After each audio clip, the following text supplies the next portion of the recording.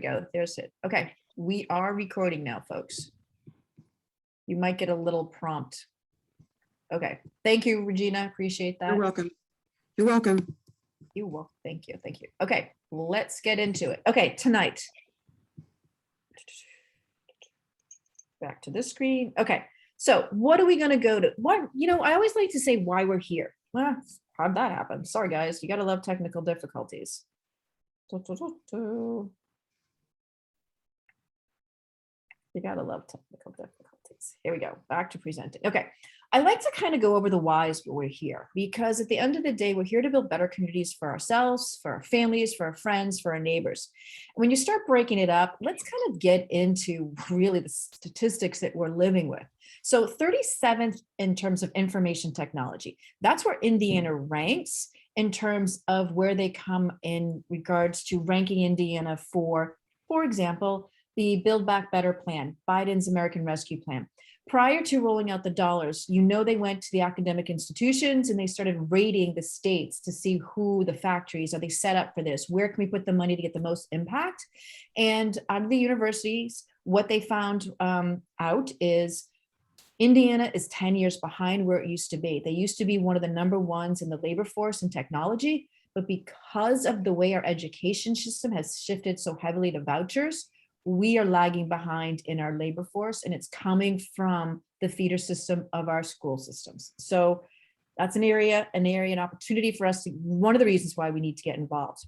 Pandemic, okay, we are ninth, not beating like at the top, the creme de la creme, ninth being the highest economic exposure Indiana has based on essential and non-essential workers. Yet Holcomb doesn't take the American, Holcomb takes the American Rescue Plan benefits, but it's not benefiting us. We don't have a mask mandate across the state. We're getting impact. Our kids are going back to remote learning. Today, they announced 60 school districts around the state of Indiana went back to remote learning, okay? So that is pivotal. That is pivotal to our elected officials, because Holcomb, as you know, right now, some of his hands are tied because our legislature has taken away some of his executive privileges. We are 32nd in infrastructure. Now, this comes from the Society of Civil Engineers. That's our roads, our bridges, our drinking water. 45% of Americans here do not have access to public transportation. And the infrastructure bill will help solve that. If we don't have legislators or people who can disperse that properly, then we have some issues. These are not the greatest numbers. And we are 32nd in healthcare. Access to quality healthcare and overall healthcare for our population. These are not really good numbers. Can we do better? Yes, this is how pivotal the precinct chair role is. It affects these outcomes. So let's take a look at it. This is what we're going to go over today. We're going to go over getting to know your precinct boundaries, who lives in your precinct, the demographics, get to know your neighbors, get to know election laws, get to know the party organization, which we've kind of gone over, and get to know the issues. Okay. So let's dive into it. Okay, get to know the precinct boundaries. Here we go. This is all the people living in your precinct. On average, a precinct has about 1,100 people in the precinct. So what are you expected to do when you are responsible for that? Basically what you're looking at, oh, I'm sorry guys, I totally forgot to tell you. My bad, I don't have my partner in crime. If you look at the very beginning of the chat, there's that Google Doc drive there that I put the PDF so you can take notes on, prompting you for the questions tonight. I totally apologize, but it's just giving you a skeleton outline to follow along tonight. I apologize. I'll give you guys a minute if you want to download that. It's there for you afterwards. It's in the public drive. My bad. Get to know your precinct boundaries. What does that truly mean? Number of houses in your precinct, number of apartment complex. Apartment complexes are important because you're going to tackle them differently when you're doing a voter registration. Religious communities, schools, businesses. Where can you get some of that data? You can get that from your county elected officials, and you can get it from the housing census. It's really easy to go onto the census now and actually get some of that information. It's public information. Getting to know your precinct boundaries. The other thing you want to do is track down voter registration counts and voter turnouts from last year. The 2020 election results. Your county chair should have that. If your county chair does not have it, you go up to the next level, your congressional district chair. If they don't have it, that's when you start reaching out to us, because we keep track of that stuff based on a county by county. We have it broken down county by county, but we can point you in the right direction and how to break it down precinct and get more granular. This is really important because it's going to help you know who's turning out and who's not turning out. Sign up for van training. When you see van training come along, what is that? That's the housing unit that we house the voting file in. You don't have to know everything about it, but it's really good to start familiarizing yourself with it. That's the data collection. You hear the word data. What I want to talk about that right now is it's really names, addresses, telephone, contact information. And then Van on the backside does all the number crunching, what we call scoring. So that's what we're going to do when we look at voter in terms of your precinct boundaries. Those are the key things you want to look at. Who lives in your precincts? How do you figure that out? Why is it important? Who are your current elected officials? That is really important for you to kind of look at, get to know, introduce yourself. Every county has a website and all that is listed on there for you to look up and see. And if you don't have all that information there, you see some blanks, that's where you can reach out and go through your county officials and ask them for the information. And a lot of us have that information and reach out, we can help fill in the gaps. Economic and cultural makeup of your precinct. Some of this is going to require you to do a little research. What do I mean by research? Read the newspaper, get on social media, find out what's going on in community. Look at the clubs, look at the social clubs, look kind of beyond the basics to find out what really makes up your community. Because when you start looking at that, you'll be able to unearth what are the issues that potentially matter to your community. And secondly, really important, that's an underutilized and under participated in is brought into the fold is union members. Really start looking at our union members, our veterans, our younger voters. If you live in a precinct that has a lot of university, those younger voters will be turning 18. And we want to make sure they're registered to vote. And independents. It's also important when you look at that voter registration is who are the independents? Those are some of the swing voters. And that's voter history. That's public information, folks. Okay. Any questions so far on any of this? All good. Okay, cool. This really comes down to self-awareness and self-education, really, because this is what's going to help you get into better relationship when you kind of know the lay of the land. Okay, get to know your neighbors. Honestly, you'll hear this phrase in an election cycle, 50% plus one. That's what we call the win number. Because we want to get to that win number. And how do we do that? We bring our communities together on the candidate side.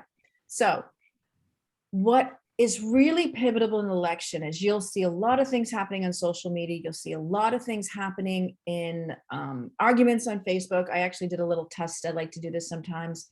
I saw a person on Facebook and they made a comment, and one of the Marjorie Taylor Greenes, I forgot her, Rachel was out there criticizing Biden, throwing out numbers, and it was just parroting what Tucker Carlson says. So I said, this is really interesting.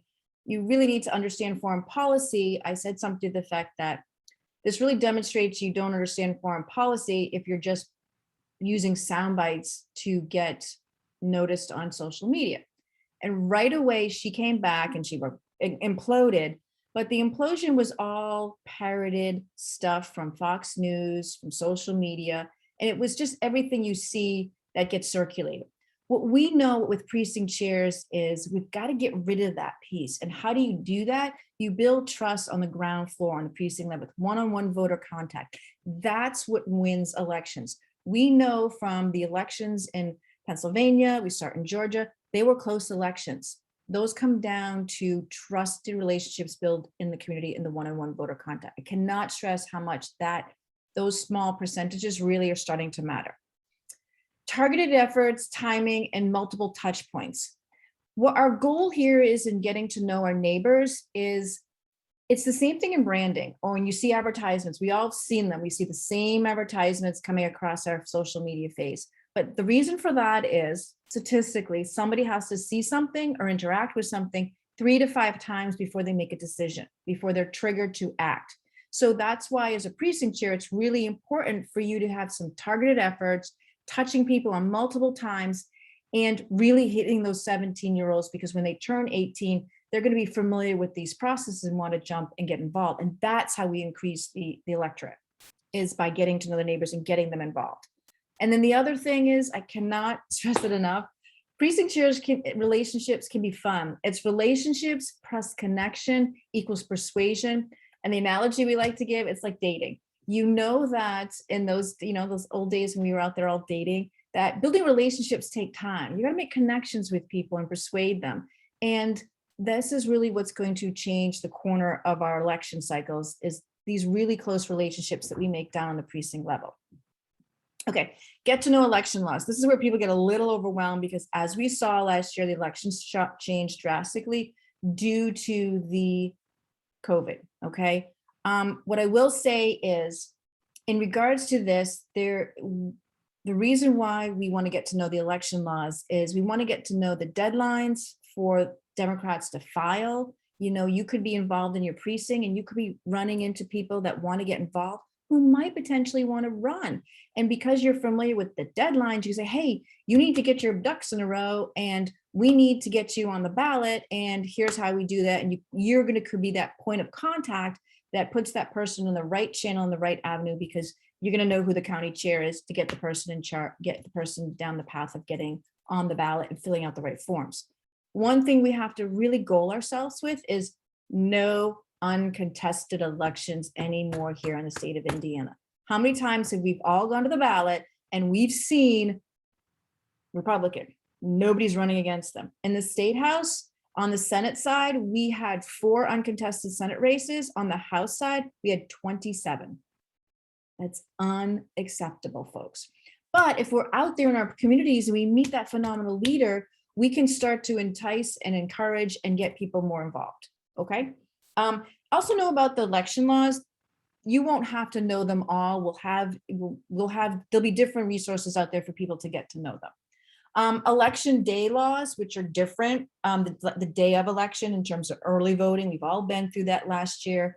Getting people involved to be poll workers and poll monitors, because as you know, every vote needs to be counted, and every vote needs to be monitored, and we need to have the volunteers to get more involved. So the more we all know about this, I don't know how many questions we all flagged them last year. Everybody tried to research them. Pennsylvania, I use that as an example. Pennsylvania, in terms of the vote by mail, I don't know if you guys remember, they had to have it in an additional sleeve in the envelope. It had to be double envelope for it to be counted. And it was a huge confusion, and people were ballot chasing and calling people back saying, please go back.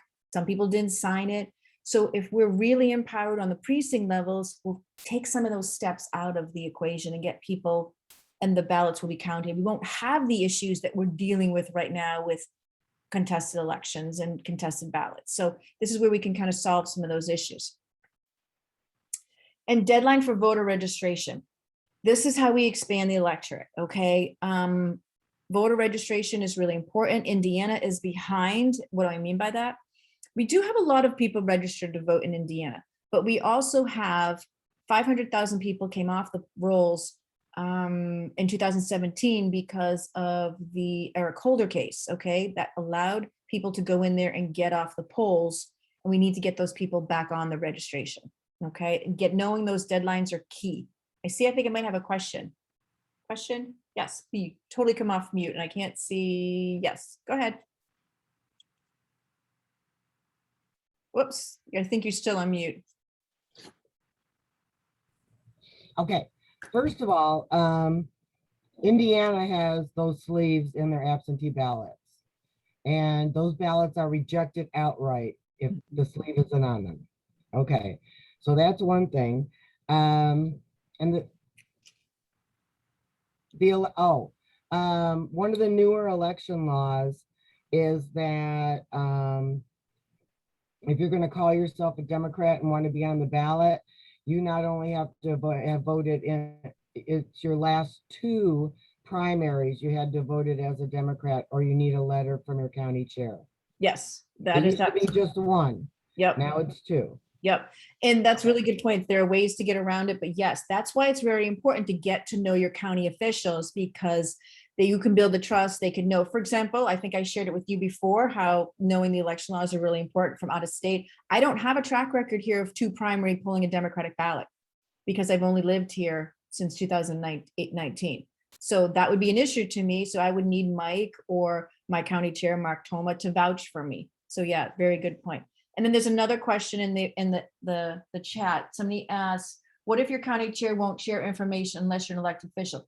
Good question. That's when you need to come to other people around that you're going to keep all our emails.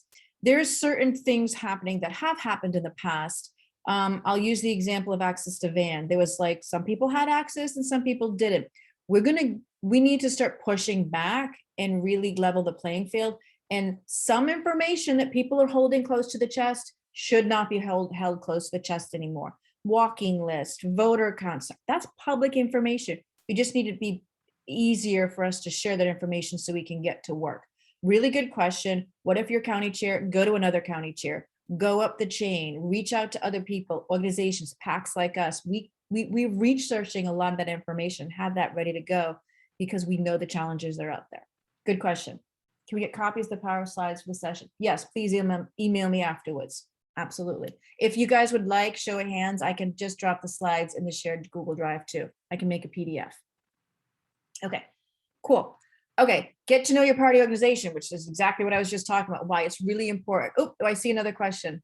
I see somebody else who has another hand up. County Central Committee can have up to 5 van users. County Central Committee, yeah, that's the County Central Committee, but they actually down on the chair level, the chair can sign off on you on the county chair to have access to van too. Cool. Okay. County, district, and state. The other thing I would have to say about getting to know people is getting to know people and follow them on Facebook, Twitter, and Instagram.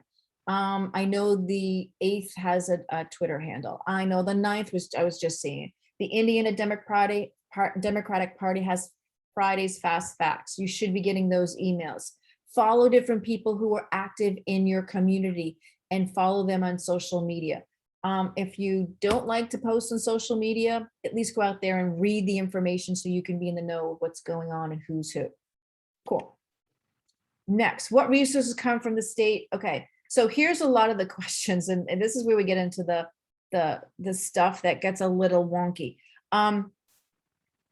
In terms of what resources come from the state committee, district, and county chair. A lot of it comes from your county chair, but as we've seen in the question, a lot of people says, what if the county chair doesn't give you that information?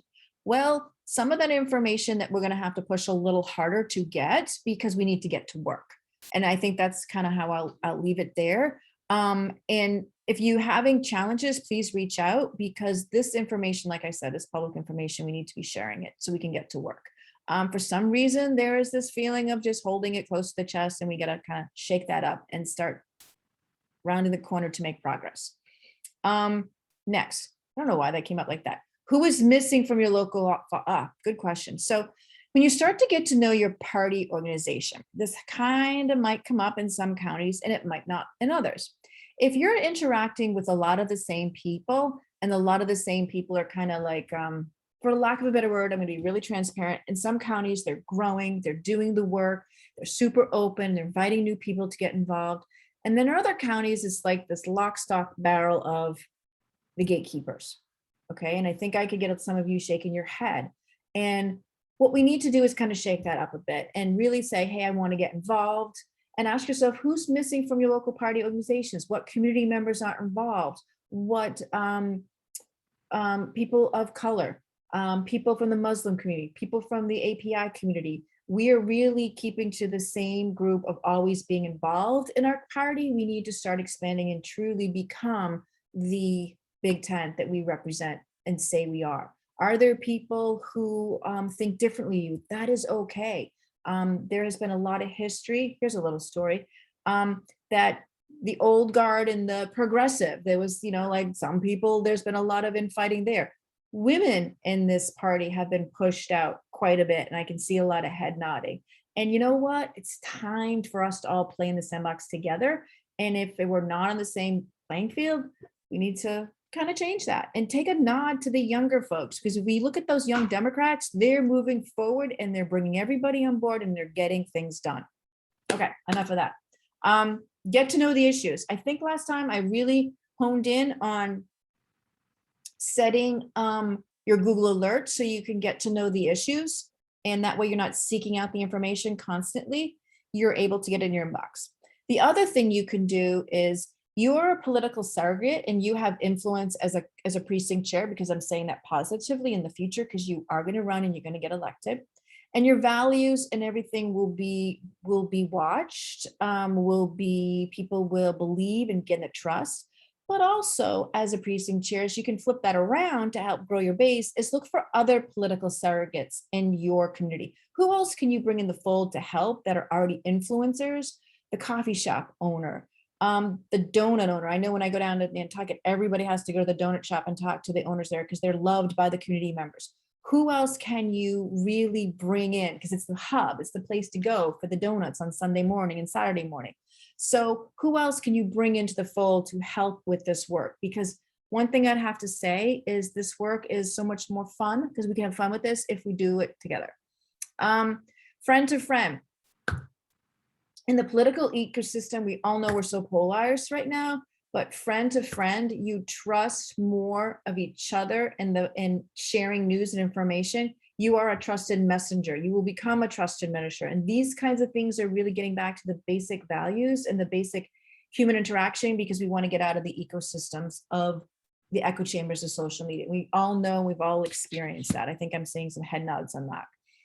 And finally, you'll end up seeing what issues matter to your community, and you can be a collective resource for your candidate. And that's really, really important, because a candidate, for example, that's running for Senate or might be running in a larger county or a congressional district, what matters to one group, if you take the second congressional district over here, you've got South Bend, and there's always a default that the candidates only focus on South Bend, but there's another area that we need to focus on in the rural areas and in the suburban areas.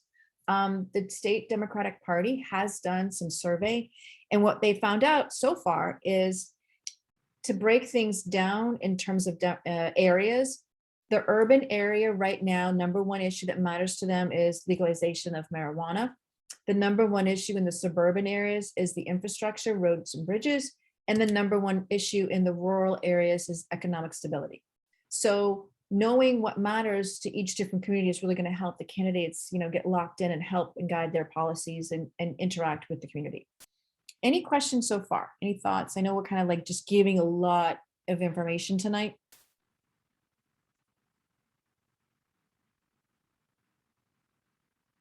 Okay, cool. I don't see any questions, Dan. That was my question slide. Okay, that was really like the first section that I was just going over is a lot of the prep work. A lot of what we just went over is a lot of what precinct chairs who are in the position and name only, and we know some of them that have been appointed to help get certain chairs elected, and be really honest about that, and not doing the prep work. Because as I mentioned before, as I cannot stress this enough, when a candidate decides to run, there needs to be a foundation laid. A lot of the stuff that I just laid out is that foundation layering, is that getting that candidate ready to run, whether it's school board, whether it's county commissioner, whether it's city council, whether it's board of trustees, town trustee, whatever it is, it makes them 10 times, 4 times, a multitude of times harder. Okay, so now we're going to get a little bit more in the nuts and bolts into the other side in terms of the actual getting out there and doing some of the work. So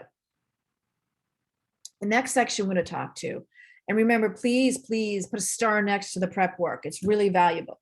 The next we're going to talk about is canvassing, recruiting volunteers, holding community parties, voter registration, create block captains, supporting candidates, and support on election day, because all those things look a little different.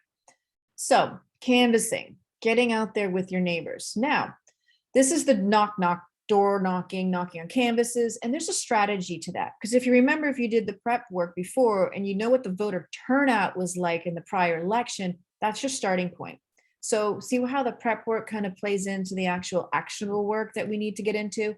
So if you've done some of the prep work, this stuff makes it, this next phase makes it a lot easier. So when you're out there canvassing. Now, as a precinct chair, you are allowed, I will say this loud and clear, to get what we call walking lists. That's your precinct, that's your demographic. Those are people who are already voted. You can get out there and knock on their doors. St. Joseph County is also having some precinct chair trainings with the current precinct chairs and those who want to continue on. And they have their walking list right now. Okay, that new chair is getting active and they want to get out there and start getting getting in contact with the voters. So this is something where it goes back to the questions, well, my county chair won't give it to me. Let's nudge it a little harder. Okay, so on the next one, increases turnout by 9%. What does that mean? When people have contact with somebody on the election, even if it's a surrogate of a campaign, somebody who's running for a campaign, it increases voter turnout by 9%.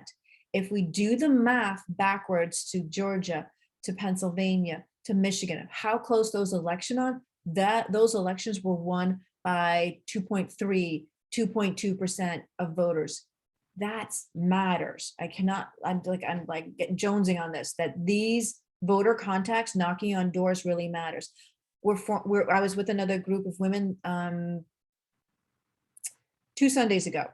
She sat here in my den here and we're planning about, our district up here. And she is a representative from Clay County.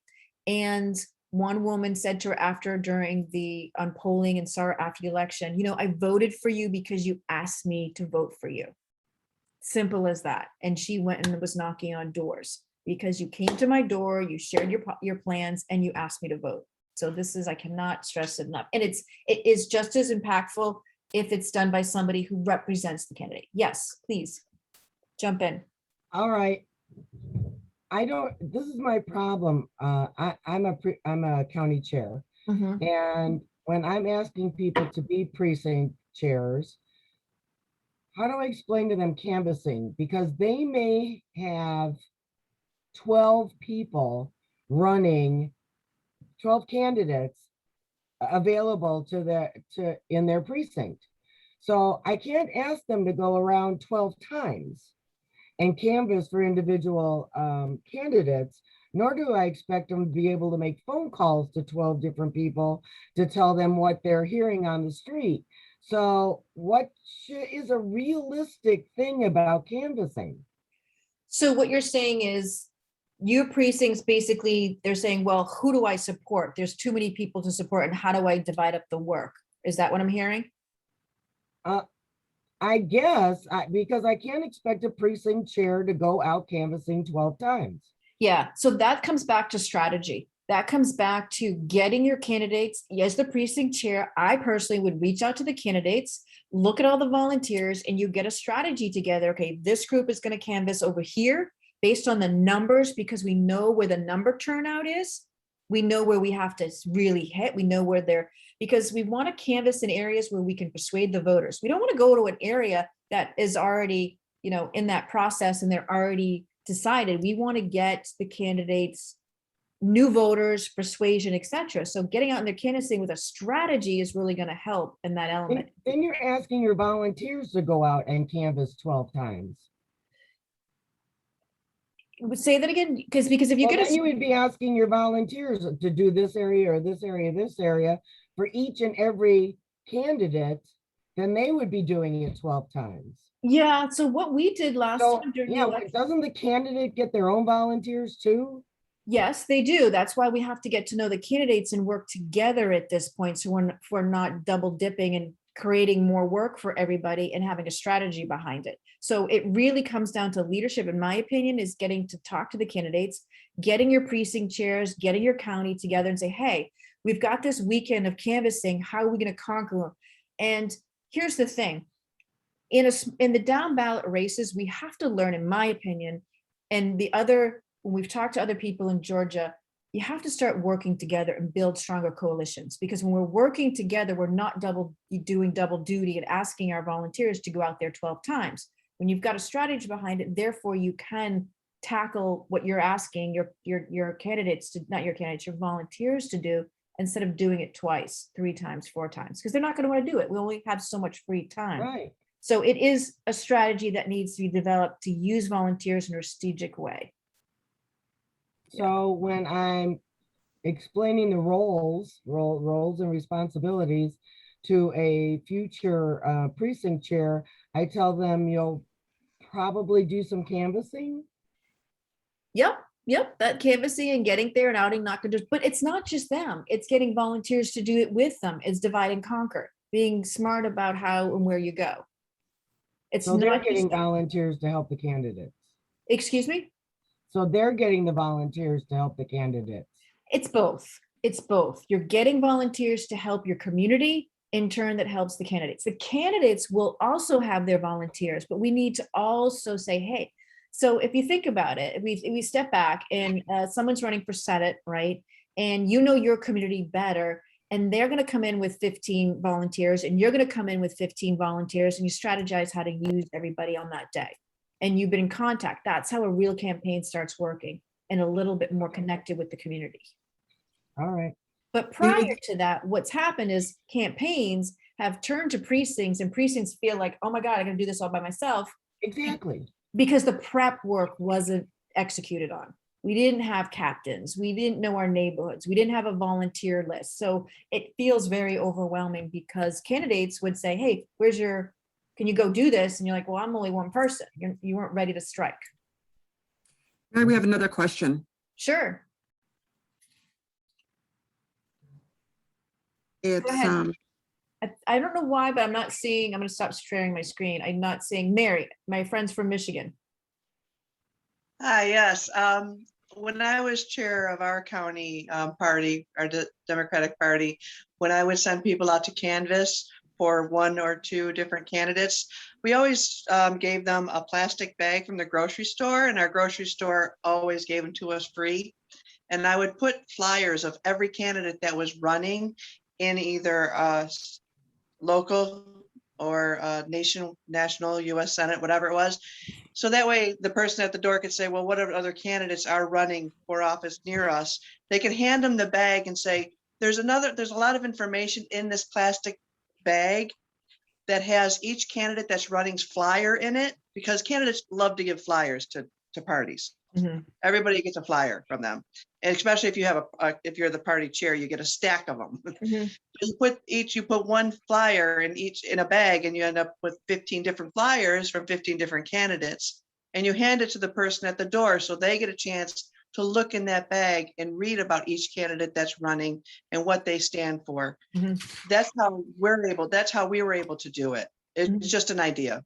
Yeah, that's great. Thank you for sharing. Yeah. Very good idea. Any other questions? Because this is a challenge this is the crux of it. And thank you for bringing this up. Oops, I don't know where that went. Oh no, what just happened?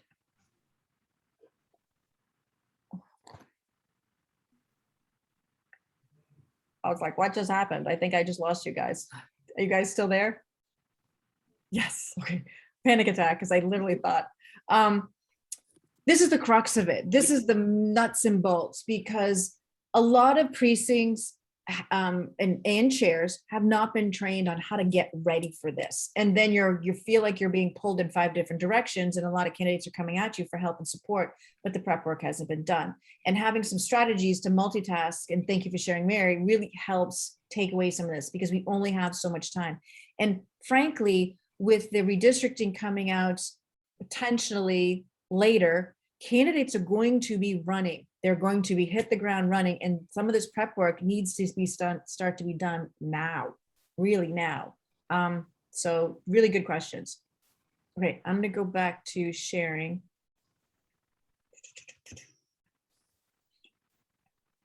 Okay. So on the canvassing, knock on the door strategy increases turnout, and the other thing I'd like to talk about is the Smarty Goals. Smarty Goals is when you have measurable goals. They're accurate, they're reasonable, they're timely. You're actually making things accountable to your goals. And when you're gathering your information, your DOTV, your canvassing, getting to know the candidates, again, I cannot stress how much the canvassing is so much easier when all that prep work is done beforehand. This is also an opportunity when you're canvassing is to actually recruit more volunteers, because you might meet that one person, oh, I've been thinking about getting involved in the party. Who do I get in touch with? That's how you grow your capacity. That's how you get more people involved and get more people to be out there for your county, for your precinct, for your candidates. Cool. Okay, any questions? Okay, recruiting volunteers. We need volunteers because it makes the life and easy so much easier. We are so much stronger in the collective we. Voter engagement. The way you can help recruit volunteers is if you as the leader have a plan. And once you have a plan, you will see that other volunteers will get engaged. And when they get engaged there, you're going to find other leaders within that. So it's really helpful that when you have a Saturday canvassing event, that you're really strategizing about what needs to be accomplished. You've worked with the candidate, you know what their expectations are, you know what your goals are. And then when the volunteers see how organized you are, they're going to be really excited about getting the work, and they're going to feel accomplished at the end of the day, whether you hit 100 houses or 50 houses, or you did a whole apartment complex or a whole assisted living area. Because this, I cannot stress enough, relational organizing has a much higher contact rate. And when you do it together, everybody brings in somebody else, everybody brings in another person because they had so much fun. You potentially maybe went out for coffee or drinks afterwards, if you're old enough, and it really can energize the party and energize the goal.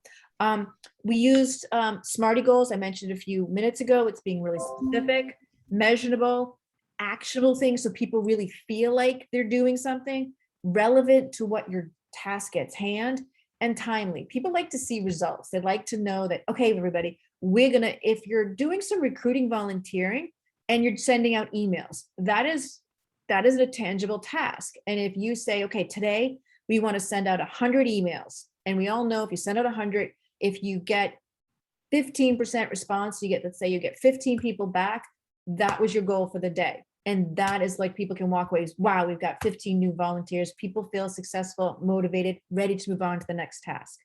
Another thing that we use a lot in the Biden campaign is what we call vote tripling.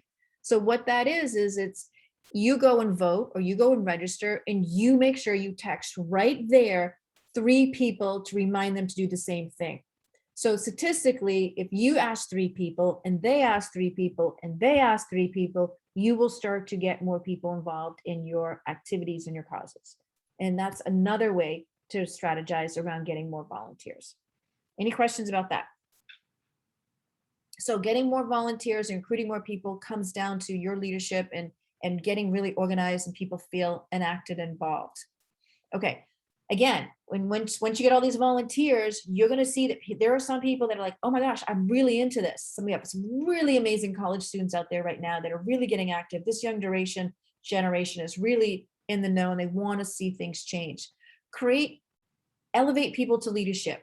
They might be assigned to a certain area because they live in this block, or they live over here in this community, and it's really going to be helpful for them to build their leadership skills through your guidance and help. Create a committee. People love to share ideas. You don't need to think about everything on in the house. And a really strong precinct is one who actually is able to grow and create some more volunteers. Have fun. I really always say sometimes to get things rolling, it really might require some fun.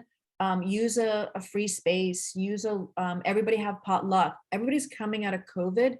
Getting people together is really stimulating right now. People have been by themselves safe. I want to say safe because I know some areas have higher COVID spikes, but organize a social. That could just be step 1 to getting and recognizing and finding out who really wants to get involved. And basically by doing that, splashing it on social media, getting some flyers out there, creating a little graphic on social media will actually create visibility for your cause. And indirectly, 9 out of 10 times this does happen, is you will get an influencer. What do I mean by an influencer? We use this word in marketing a lot. It's that one person that knows everybody, okay? It's not that super person, that has 1 million followers. That's not what I'm talking about.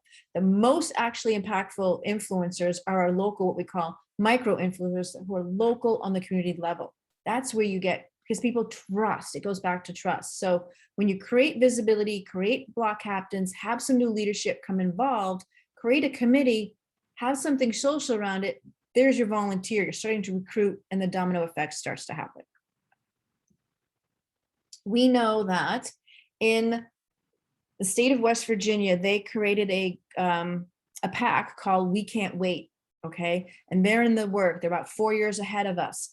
And about 1,000 people to 1,000 people per precinct. And what they did is they said they had this slogan, not 1,000 leaders, not one leader, but we need 1,000 leaders for us to be successful. And that's their slogan. They actually put on t-shirts, and they want everybody to feel like they're a leader and they can get involved. And it's really helped with their cause and their effort. Voter registration, that is something that you really need to get involved in. We will be rolling out in the tools section some really cool tools and technology to make life easier for you and to help with that. So voter registration is something that we need to do. Okay, so these numbers are directly from our state party. They are actually in line with numbers that we've drawn up, but a CVAP, it's an acronym that people use. It's called Citizens of Voting Age Population. In Indiana, potential Democratic voters out there is 519,406, close to 500,000 potential Democratic voters out there that we can assess that potentially are not registered to vote. That's what we need to go after. That's a lot. Why is it a lot? Because in Indiana, 1 million, okay, that's a lot. I'm going to kind of go through these numbers. In Indiana, 1 million people are registered to vote who did not vote. Okay. And then, so take that number. I'm going to just like put that aside for a second. We have about 500,000 who are not registered, who we need to get registered. And coupled with those who didn't vote, Biden and Harris lost to Trump and Pence in Indiana by 500,000 votes. So think about that. 500,000 potential voters, 1.6 million of people were registered, did not vote, and Biden lost in Indiana by 500,000 votes. There are some votes out there that we're not going after. So when you start stepping back and you look at the numbers, you're thinking, oh boy, there's work that we can get to. It's really exciting. You can be like, wow. When you start looking at the numbers, it's down to engagement. It's down to one-on-one interactions. It's down to going and flipping this whole system upside down and getting to work on the precinct chair level. Is anybody surprised at those numbers? Like, oh, wow. Like when you start looking at that, yeah, it's like, whoa, 1.6 million registered voters in Indiana did not show up at the polls and we lost by 500,000. You're like, holy cow. Okay. Hold community parties. I think I said this before, connection and trust. I cannot stress that enough. And it's opportunity to reach disenfranchised voters. It's a tactic and it works. It's a little bit of social pressure because if you're going to this community event and you say, oh, come on, Susie, why don't you come with me? And they're like, oh, I'm not really involved in politics. It's not something I like to do. I was like, well, come meet some new people. And somebody shows up, before you know it, they get enticed, they get involved, and they're like, wow, I can have an impact. Because when you get more and more people in that one-on-one and that connection, that personal relationship, people start to feel like this pendulum can move forward, and it really can. Campaign models are not perfect. You know, we've all seen the polls and they go, oh, I didn't know why this happened. We polled this. This was supposed to go this way. Well, campaign models are not perfect, and we need the ground to be working at the precinct levels because the number one way to get people to the polls is one-to-one voter contact.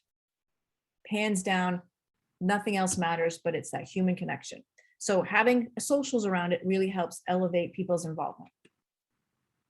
Okay, back to supporting candidates. How am I doing on time? Okay, cool. Can't win without infrastructure. I think you've heard me say this before. Candidates cannot win without infrastructure.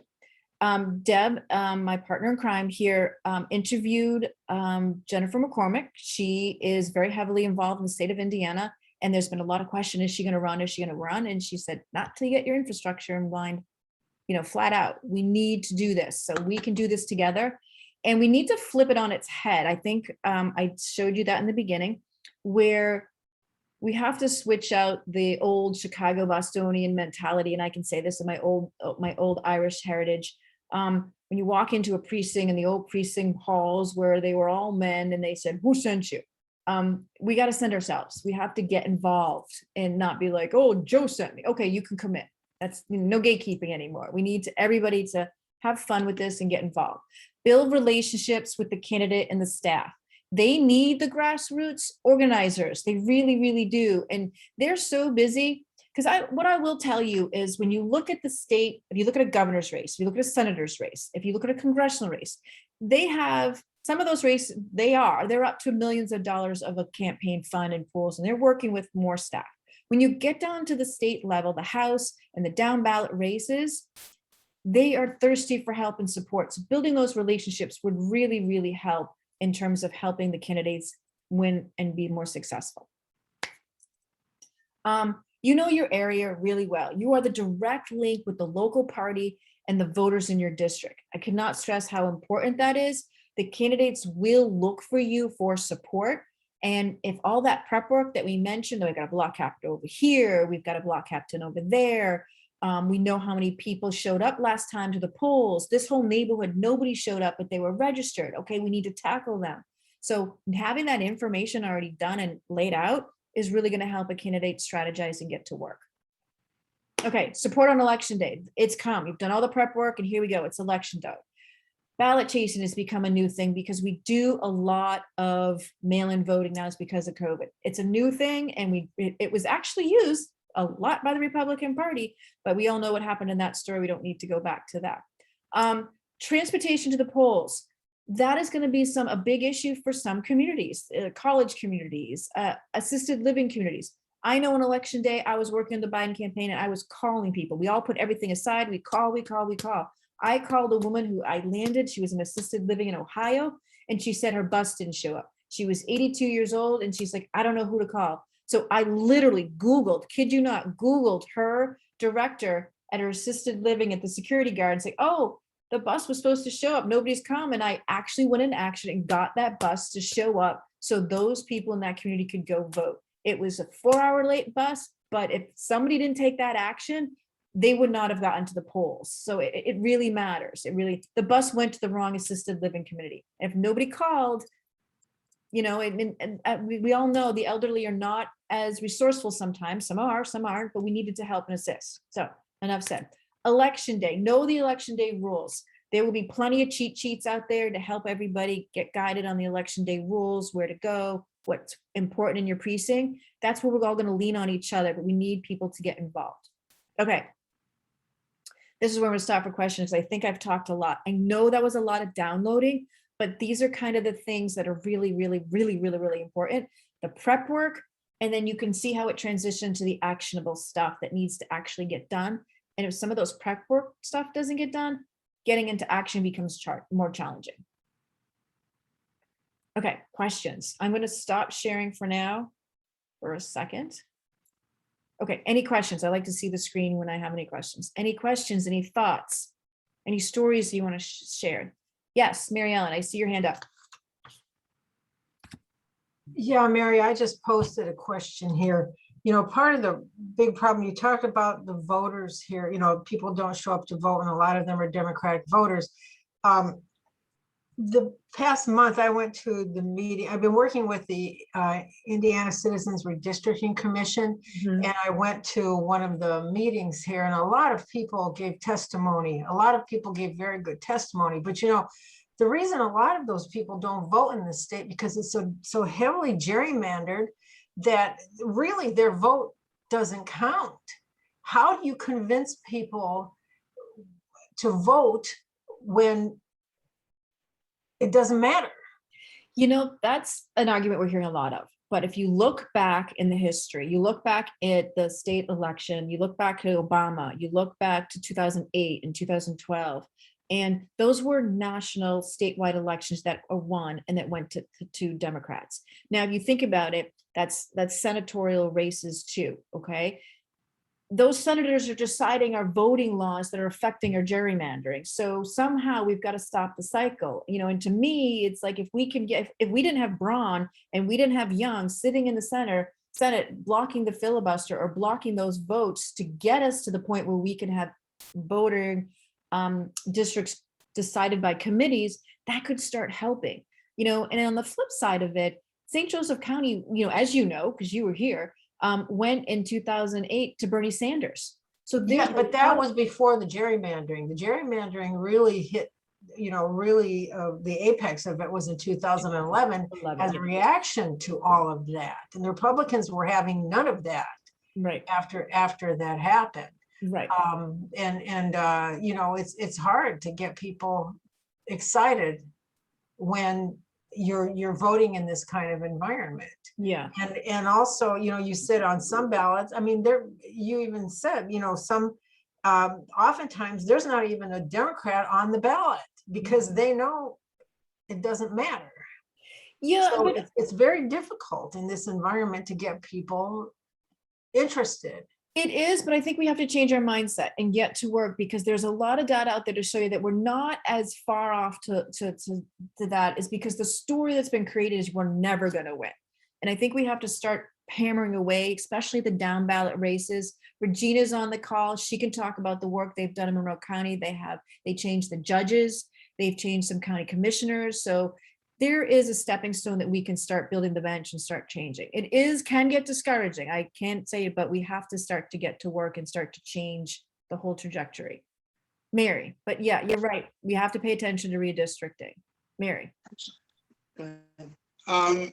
First of all, a presidential race or any of the statewide races has nothing to do with gerrymandering.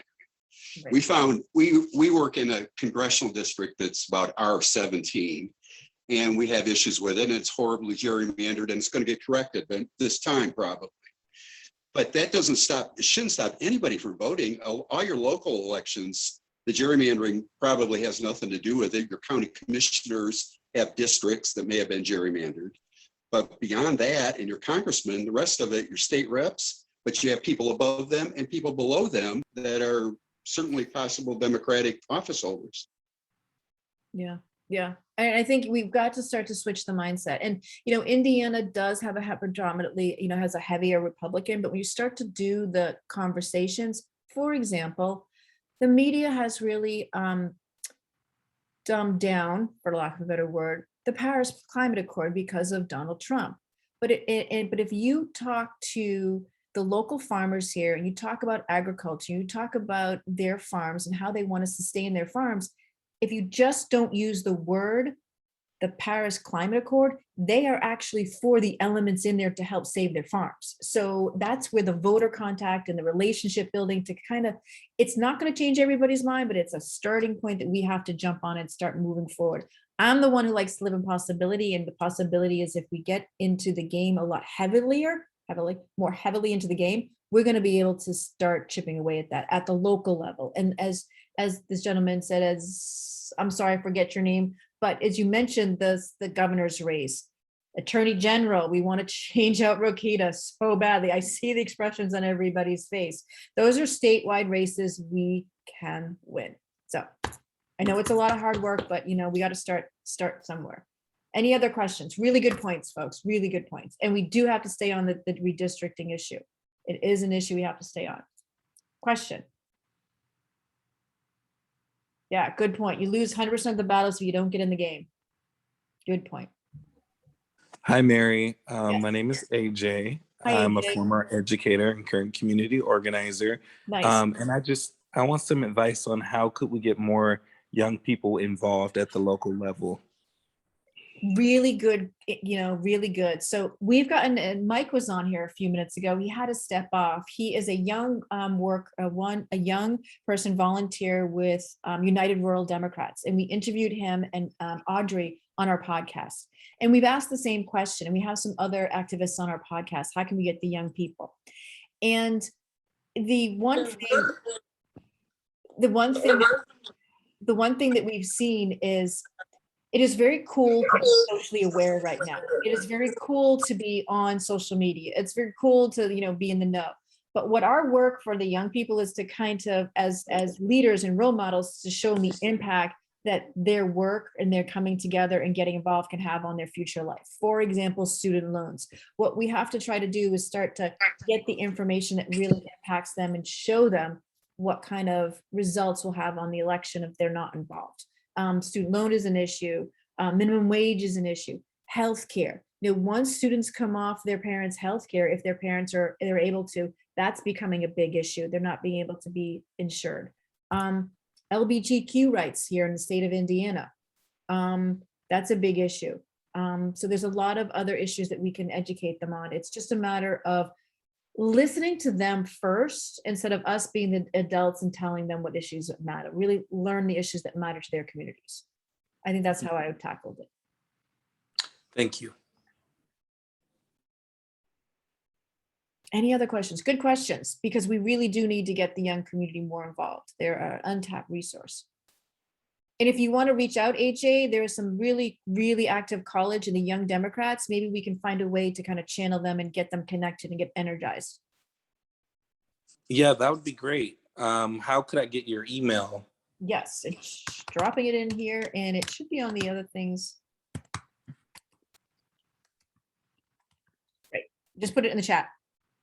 Got it.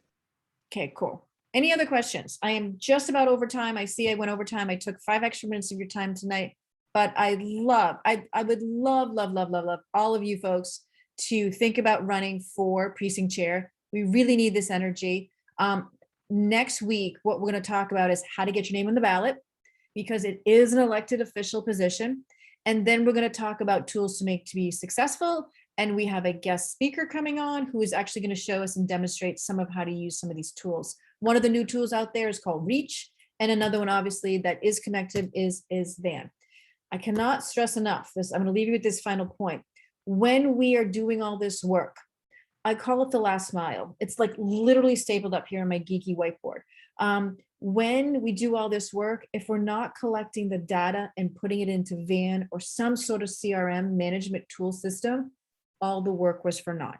Think of yourself running a marathon. You ran 26 miles, but you forgot the point 2. And it doesn't matter, you're not getting the medal. So I'll leave you with that thought. Don't be afraid of data. There's tools out there. We'll get people organized. Knowing how these all work and pushing our chairs to adopt some of these is what's going to make this success. So if you have any further questions, my email's in there. I hope to see everybody next Thursday. And everybody have a good holiday weekend. And I hope you have some me time, some family time, whatever makes you enjoy this time. Thanks, everybody. I'll stay on for a few minutes. If you have any final questions, I'll be more than happy to answer them. Bye, everybody.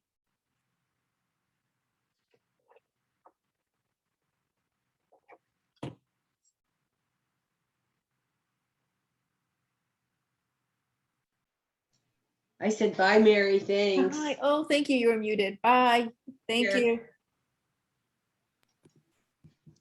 Bye, Mary. I hope I let everybody in that was supposed to get in. You did. It feels good. I didn't see any extra things pop up. Thank Okay, you. good, great. Well, let me know if I can help again. Take care. Thank you. I Bye-bye. appreciate, you know where Deb is. So she's on, Yeah. she's with Lucas. Yep. I know she would be here if she could. Yeah.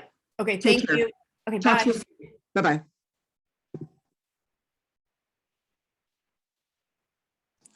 Mary, I do have a question. Sure. Feel free. So I'm looking to increase my commitment to the Democratic Party and lend some of my expertise because I am a professional community organizer full time. And one of the ways I want to do this is, running as a precinct committee member. However, I'm not a certified Democrat. I don't know how to do that. Gotcha. Okay. What county are you in? I'm in Marion County. Marion County. Okay. So Marion County would mean, so I can double check the rules, but the way it's written in the rules, and you can go online and check, you can go to Indiana Democratic Party, you can go into precinct chair rules, and it's what has to happen is, for you to run as a precinct chair, and they can't verify whether you're a Democrat or Republican, is you have to get the sign off from the county chair. So it is possible. So Marion County, so you would, I'm just gonna get off my, I'm gonna go to here and get off my, end my slideshow. Sorry, guys, it's gonna give me 1 second. So let me go here. If you go to, you're in Marion County, so I have a spreadsheet. If you give me 1 second, AJ, I can see who the chair of Marion County is. Give me Yeah, one. that'd be great. And then also, how do we prove a case, that we're a Democrat? So I was one of those young people who in the past, I was choosing not to vote either party because Yeah.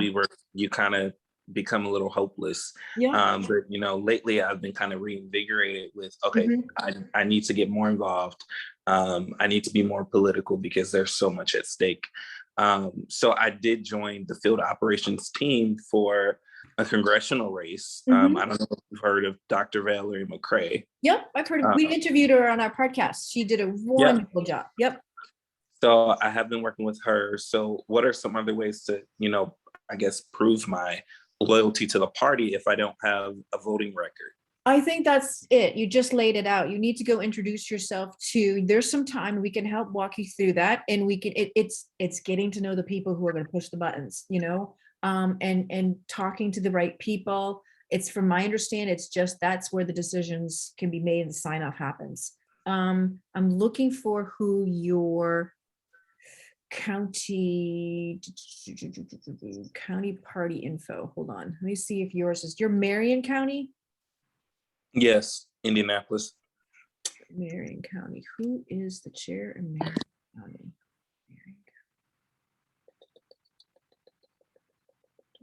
Adams, Allen, Bartholomew. Give me a second. There's 92 of them here.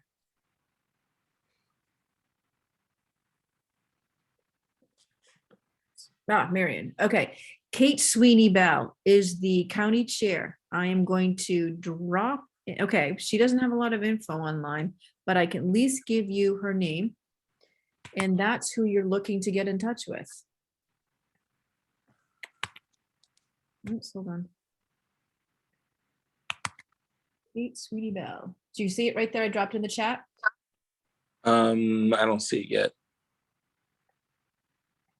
Let me see. There we go. Okay, got it. Okay. I have a spreadsheet here and we are all looking for people's contacts for these exact reasons to question. There is a website for the Democrats in Marion County under my, I don't see a Twitter handle. I don't see an email for her. You can also go to the Indiana Democratic Party, and they're supposed to put their contact as chairs. So if you go there under our party, elected official state committee, let me see, county parties, you go under county parties and you will see the map of all the counties and you select a county. I'm just double checking to see if her name comes up there. Marion County. Kate Sweeney Bell, it only has the website and it does not have her contact information. If you don't get any response, you can't track her down, I will help try to find you, get that information. Please reach back out to me. You can also email the executive director, Lauren Gannapini, and say, hey, I'm trying to reach out to my state party chair, Kristen Sweeney Bell. Her email is not listed on the state site. Could you please, do you have contact information for her? Mhm. Okay. Okay. But please keep in touch. The state rules are such that you can get signed off by your county chair to confirm that you are a Democrat, that you want to work with the party. I would be in the same situation if I was going to run for precinct chair, because being new to the area, I didn't vote in the primary because in 2000, it has to be a primary election. As I think I mentioned, I told everybody last time, I went to the polls at 6:05. I'm from Boston. Polls don't close until 8 o'clock. I was lambasted. I was like, really? These polls are closed? I was like, I'm working on the election. I can't believe I didn't know that in the state of Indiana. That's how, like, I got zapped. Yeah. So I'd be Thank you so much. You're welcome. Let me know, and I hope to see you next time on when we talk about the other tools and getting on the ballot in terms of the election process. Absolutely. Okay, nice to meet you, AJ, and please keep in touch and reach out, okay? Okay, I will. All right. Thanks. Bye. Bye-bye. Any other questions tonight? All good? Arthur, any questions? So I think I'll sign off. Okay, have a good night, everybody.